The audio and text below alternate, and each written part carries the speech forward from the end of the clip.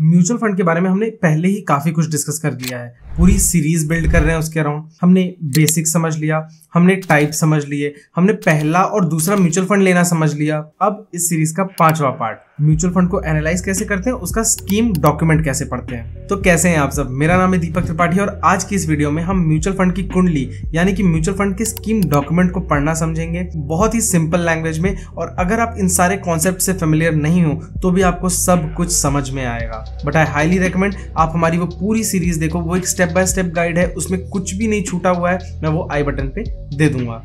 चलिए चिंपलोक में।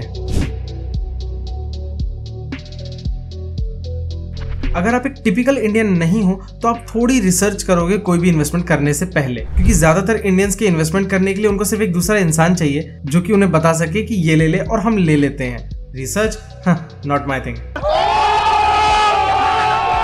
तो अब अगर आपको खुद से म्यूचुअल फंड एनालाइज करना है तो कंपनी आपको एक डॉक्यूमेंट देती है जिसमें उस म्यूचुअल फंड की मैक्सिमम इंफॉर्मेशन दी हुई होती है। इसी को स्कीम डॉक्यूमेंट कहते हैं। इसे आप वहीं से डाउनलोड कर सकते हैं जहां से आप म्यूचुअल फंड देखते हैं। अपने म्यूचुअल फंड पोर्टल पे जाएंगे तो आपको वहीं पे म्यूचुअल फंड के नीचे ही इसका ऑप्शन मिल जाएगा। कंपनी तो हजारों चीजें लिख के दे देती है, बट हम सिर्फ उन्हीं चीजों पे फोकस करेंगे जो हमारे लिए जरूरी है, आसान है और जिससे हम एक अच्छा डिसीजन ले सकते हैं। तो ये एक म्यूचुअल फंड का स्कीम डॉक्यूमेंट है मेरे पास। इसमें कितनी सारी चीजें दी हुई हैं, बट सबसे पहले हम देखेंगे AUM, एसेट अंडर मैनेजमेंट। जैसे यहाँ लिखा हुआ है लास्ट मंथ 34,198.52 करोड़, मतलब एज ऑन 28 फेब सभी लोगों का पैसा मिला के इतना पैसा इस म्यूचुअल फंड में इन्वेस्टेड है। अगर आप किसी दूसरे म्यूचुअल फंड से कंपेयर कर रहे हैं तो ये अमाउंट जितना ज्यादा होगा उतना अच्छा। दूसरा, इंसेप्शन, अलॉटमेंट या स्टार्टिंग डेट, यानी कितना टाइम हुआ है इस म्यूचुअल फंड को आए हुए। जैसे यहाँ पे डेट दी हुई है 23 मार्च 2008। कोई भी म्यूचुअल फंड अगर 5 साल से नया है तो वो ज्यादा रिस्की है। कोशिश करो कि वही म्यूचुअल फंड चूज करो जो 5 साल से पुराने हो। तीसरा है एग्जिट लोड और एक्सपेंस रेशियो। मैंने इस वीडियो में इसे बहुत अच्छे से एक्सप्लेन किया हुआ है। ये बेसिकली वो फीस होती है जो आपको पे करनी पड़ती है म्यूचुअल फंड में पैसा इन्वेस्ट करने के लिए। तो ये एक सबसे इंपॉर्टेंट फैक्टर है ध्यान में रखने के लिए। नेक्स्ट हम देखेंगे PE रेशियो। इस पूरे टॉपिक पे तो एक अलग ही वीडियो बननी चाहिए, बट अगर मैं शॉर्ट में समझाऊं तो जैसे यहाँ पे लिखा हुआ है PE 29.26, ये परसेंटेज नहीं टाइम्स में है कि लोग इस म्यूचुअल फंड में इन्वेस्ट करने के लिए 29.26 टाइम्स ज्यादा पैसा देने को तैयार है। ये रेशियो हमें ये बताता है कि ये म्यूचुअल फंड कितना महंगा या सस्ता है। PE रेशियो अकेले किसी काम का नहीं है, ये हमेशा कंपेयर किया जाता है। अगर दो म्यूचुअल फंड है उनकी सारी चीजें सेम है, सिर्फ PE रेशियो डिफरेंट है, तो मैं कम PE रेशियो वाला ही चूज करूंगा बिकॉज वो सस्ता है। हो सकता है आपने जो म्यूचुअल फंड चूज किया वो बेस्ट हो, बहुत अच्छे रिटर्न्स दे सकता है, बहुत ज्यादा पोटेंशियल है, बट वो ऑलरेडी बहुत महंगा हो चुका है। तो आप जब उसमें इन्वेस्ट करेंगे तो आपका पोर्टफोलियो लॉस में रहेगा। इसलिए PE रेशियो एक बहुत इंपॉर्टेंट फैक्टर है, बट ये लास्ट में देखा जाना चाहिए क्योंकि इसके पहले बाकी चीजें देखना ज्यादा जरूरी है। महंगा सस्ता बाद की बात है। हमें एक और चीज देखनी है कि इस म्यूचुअल फंड ने कहां कहां पैसे लगाए हैं।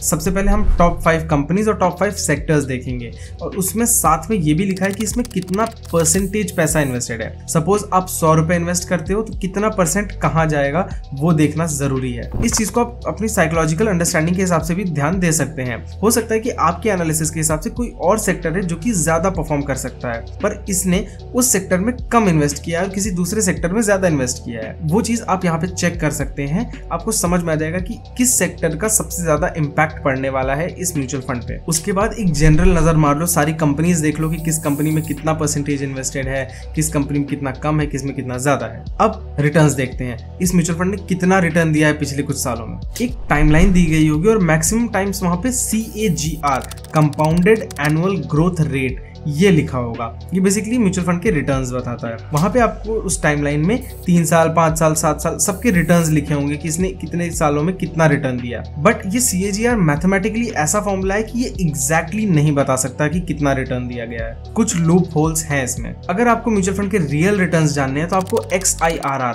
Extended internal rate of return, ये देखने की जरूरत है। और मेजॉरिटी टाइम्स आपको ये स्कीम डॉक्यूमेंट पे नहीं मिलेगा, आपको उसके लिए थोड़ी अलग मेहनत करनी पड़ेगी। एक्सेल पे एक फॉर्मूला है, ये फॉर्मूला आप यूज कर सकते हैं एक्सेल पे और आप कैलकुलेट कर सकते हैं। बट आई नो कोई मेहनत नहीं करना चाहेगा तो आप CAGR से काम चला लो। मैंने आपको दोनों चीजें बता दी हैं। अब ना बहुत सारे लोगों को कंफ्यूजन है।